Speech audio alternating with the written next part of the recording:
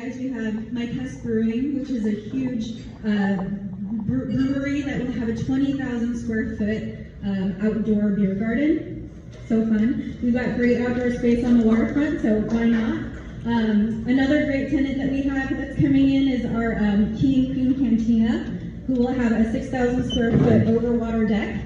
So that's a really exciting one. And then Harbor Breeze Cruises will line out our waterside activities, and those are the traditional harbor cruises, whale watches, but also a lot of new attractions that we've got in the works and that are planning behind the scenes. So we're excited to share that stuff with you.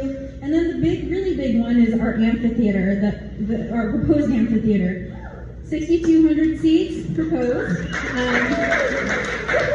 I think we've got a lot of supporters here. The draft DIR is expected to be out sometime end of summer, and we're hoping to have that finalized by end of year so we can start construction on that. And then really right now, a lot of the things that we're working on are along the promenade that we've got open today.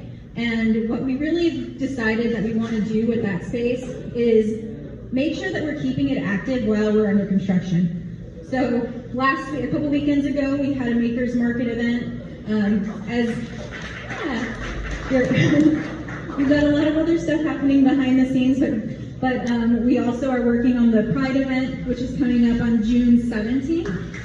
And then our friends here over at the Fish Market have been open now for the last 3 or 4 weeks. So you can come and enjoy the waterfront now and have some great Fish Market food. And I'm going to turn it over to Eric on construction, and then I'd love for you guys to talk a little bit more about what you guys are up to.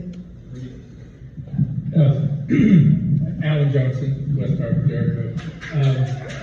I also wanted to introduce Michelle Valencia, our very talented project manager. And I just wanted to, I grabbed the microphone just to say one thing. This EIR that's coming out will be out sometime in midsummer. It's in front of the court right now. And for those folks that really want to see it, they can come out, maybe to the commission meeting, write a letter of support. Any of that would go a long way towards seeing that we actually got the thing in and done. So any and all support you could give for that project would be much appreciated. And with that, I'll turn it over to my brother, Eric, who other than that, needs no other introduction.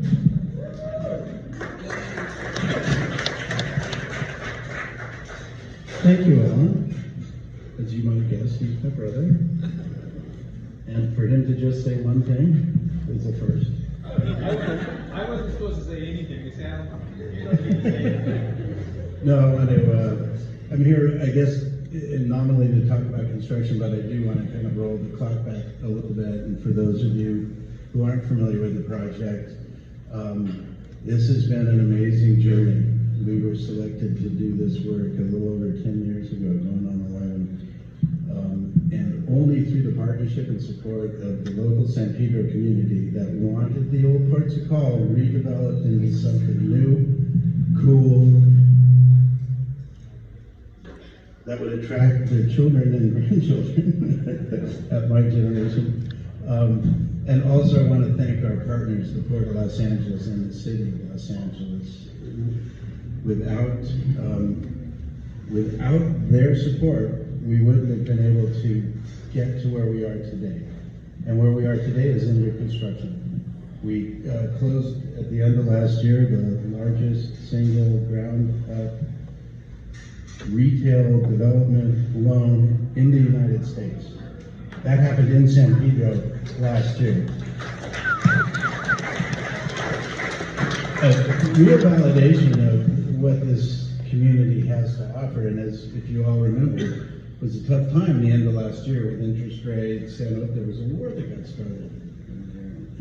Things were kind of looking against us, but through pulling together and the amazing group of tenants that we've been able to assemble, most of which I would say nearly all are best in class regional Southern California tenants. It's nobody's first store, everybody's opened at least 2. And miraculously, like the development team at West Harbor, which consists of Jericho Development, our family company, along with the Rakovich Company out of downtown LA, two family businesses.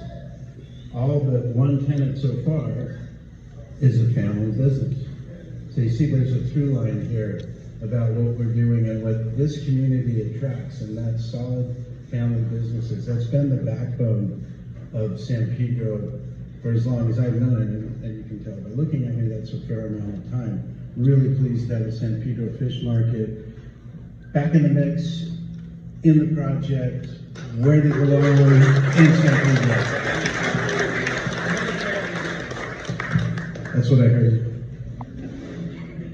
So construction-wise, those of you who've driven by, we're done with our foundations.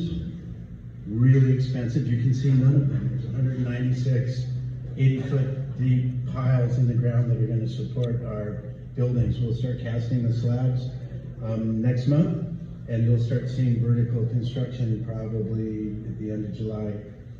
So that'll be major. They're pre-engineered metal buildings, so they go up very quickly. They also are very flexible. We're almost 75% leased in the first two buildings, and when we sign our lease to the fish market, we'll have the whole phase one of the project, phases 1, A, B, and C, which will take us to about almost 90% of our total square footage available leased. Amazing accomplishment. If I do pat our team on the back for dealing through COVID. We did the bulk of our leasing through COVID. One of the reasons that we were able to do that was we had a very unique situation. We're on 42 acres.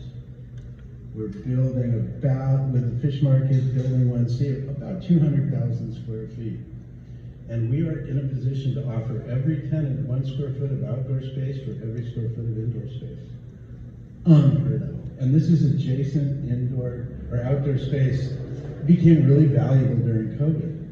Right? All of a sudden, we were able to get eyeballs on this project in San Pedro around things that really were just fortuitous.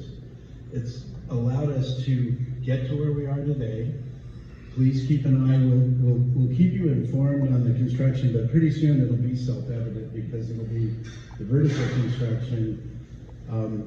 Our partnership with the City of LA is providing brand new infrastructure. The port has spent over $110 million on or adjacent to our site. Those of you who've been here for a while noticed that Harbor Boulevard was completely realigned. We're getting a brand new electrical substation. And this is the most exciting part, a new sewer lift plant. Yeah! Those are things that are difficult for private industry to finance, right? They're necessary. They weren't sufficient in their present form. So only through this public-private partnership where you've got the Port of LA in a structured way investing back into the community, we should all be really thankful that that's the direction the Port's headed, and continue to encourage them with the public access investment funding, their structured approach. It's really important that continue in San Pedro. To Alan's point, we're counting on everybody's support as we go through our discretionary action. We're doing a supplemental EIR to take the amphitheater that was evaluated in 2009 at 500 seats to 6,200 seats. We're in partnership with Niederlander Concerts LA, which is a 112-year-old promotional firm. They operated the Greek Theater for 45 years. They're another family business. How about that? Very steeped in Los Angeles, very good at what they do. We're super lucky to have them interested in this community. Very few music venues, outdoor amphitheaters are funded with private capital, like virtually none, right? They're all municipal subsidized venues. This site is so spectacularly different that we're able to do this on private dollars. It's really important that we have the support of the community in order to execute on that. Having grown up in the South Bay, we're the donut hole in music of Los Angeles and really in entertainment. It's a great market niche that needs to be filled, and we're going to do it with your support. So I did venture beyond construction a little bit, and I'll turn it over to Val. Thank you, everybody. Well, Eric touched on a lot of great things that the port has been a great partner in, including the sewer lift station. But one of the other things that I think all of us can find attractive and something that we can enjoy is the promenade that they're also involved in. And they will be actually working on extending that promenade that's already in that North Park space near the Maritime Museum to connect the whole project that is the 42 acres. So we'll be able to have pretty much a mile long of promenade that we can enjoy. In the meantime, we have the portion of the North Park Promenade that we are looking to activate this entire summer and really throughout until construction is complete, so that we can provide a space that we can all enjoy during this time when the fish market is now open. But once they close, we were like, how can we make this space great? We've now got them open in their al fresco location, their phase 1. We're also working on a phase 2 location, which would create this park space, which we actually have some renderings of the aspirations that we have over here and over there of what we really anticipate that space to be, along with the fish market opening up their second phase. And in the meantime, we will be activating that promenade all summer long with different events that we're in the background working on. So please keep an eye on our website. We'll be really launching what that event list looks like in the next couple of weeks. And I'm going to turn it over to the fish market to let everyone know what they're working on and the new updates that they have. Hello, everyone. How are we doing tonight? It's not supposed to be a Q&A, so you don't have to answer. I'm just going to give you a quick presentation or something real small. So, anybody been to San Pedro Fish Market in the past? Yeah. All right. So, my grandfather originally started the business. My name is Michael Navarro. Started at 9th and I think it was Myler, not too far from here, and then 59. Well, 56 was there, but I think 59 we moved down to the waterfront, where we've been since. So we're really excited to be part of this project. We kind of pulled off a little bit of a miracle, which we couldn't have done without West Harbor's help, and also the Port of Los Angeles, the city of LA. We did some pretty amazing things. We took one of the largest restaurants in the country and we moved it.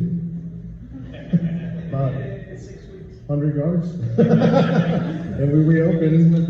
Yeah, 200 would have probably been too much for us. But we managed to reopen. And as of Mother's Day, we opened about a week before Mother's Day. Greg Rinaldi is our COO. He did something we never would have done as operators. He just let everybody in. He wanted to break it.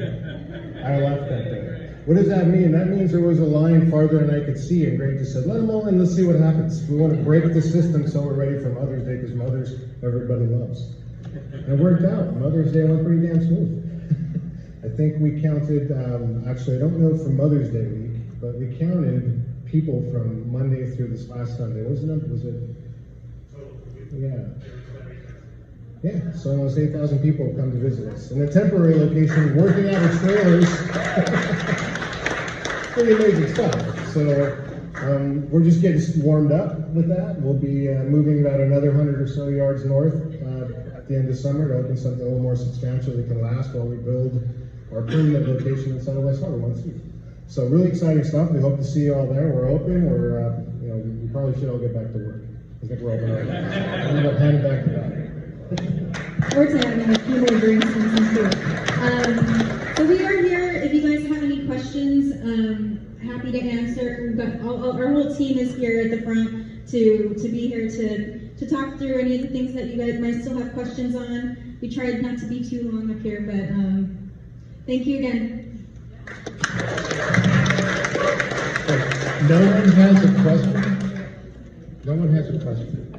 No one? Not a single question.